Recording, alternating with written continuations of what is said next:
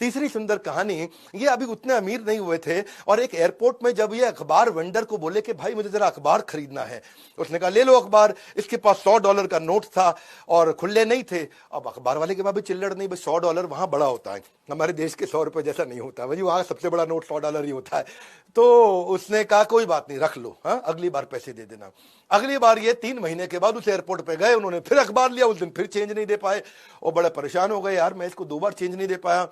आगे चल के बिल गेट्स जब अरबपति बन गए, बहुत बड़े अरबपति बन गए, तो उनको याद आई उस अखबार वाले की और वो ढूंढते ढांढते उसी एयरपोर्ट पे खोज निकाला उस आदमी को और बोला सुनो मैंने तुमसे 2 बार अखबार लिया था, तुम्हें पैसे नहीं दे पाया।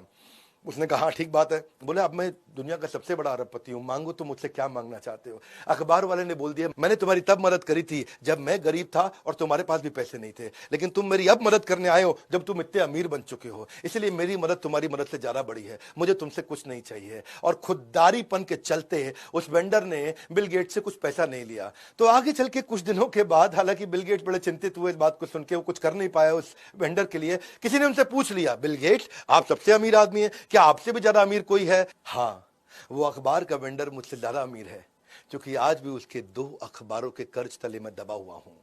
काइंडनेस और जेंटलनेस क्लेवरनेस से पहले आती है।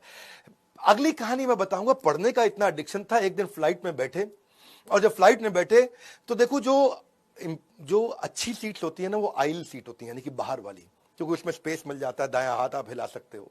उससे कमजोर सीट मानी जाती है विंडो सीट, जहां पे बायां हाथ थोड़ा बहुत हिला सकते हो पर दाईं साइड से आप फंस जाते हो। और सबसे बेकार सीट मानी जाती है बीच की सीट, जहां दोनों तरफ से फंस जाते हो, और बिल गेट्स को बीच की सीट दे दी गई और बीच की सीट दे दी और किसी ने रियलाइज नहीं किया कि दुनिया के सबसे बड़े अरबपति को अपने इकोनॉमी में बीच की सीट दे दी। पायलट को पता चला, वो आया जी पीछे आ करके अपने क्रू के साथ माफी मांगने लगा, ओहो आप तो बिल गेट्स हो जी, हमसे गलती हो गई, आइल सीट कोई भी चूज कर लो जी, मैं आपके लिए अरेंज कर देता हूं। तो बिल गेट्स तब किताब पढ़ रहे थे अपनी। बोले देखो प्लेन टेक ऑफ करने लगा है, मैं किताब खोल चुका हूं, अब मैं उठ करके अगर अपनी सीट बदलूंगा और जाके अनसेटल होऊंगा तो वो सब करने के चक्कर में मेरे 5 पेज कम हो जाएंगे और it's only a loss of 5 pages if I change my seat.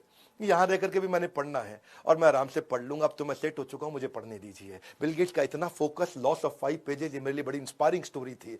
वो एक शुरू में नोटोरियस बॉस हुआ करते थे, बाद में नोटवर्दी बिजनेसमैन बने। शुरू के टाइम पे पॉल एलन के साथ जब उन्होंने कंपनी चालू करी तो रात को 12 बजे, क्योंकि वो बड़े एम्प्लॉइज पे कठोर थे, रात को 12 बजे, 1 बजे, 2 बजे बड़ी खतरनाक ईमेल्स भेजा करते थे कि तूने दुनिया का सबसे स्टूपिड कोड लिखा है, ऐसा करके डांटने की ईमेल्स लिखा करते थे।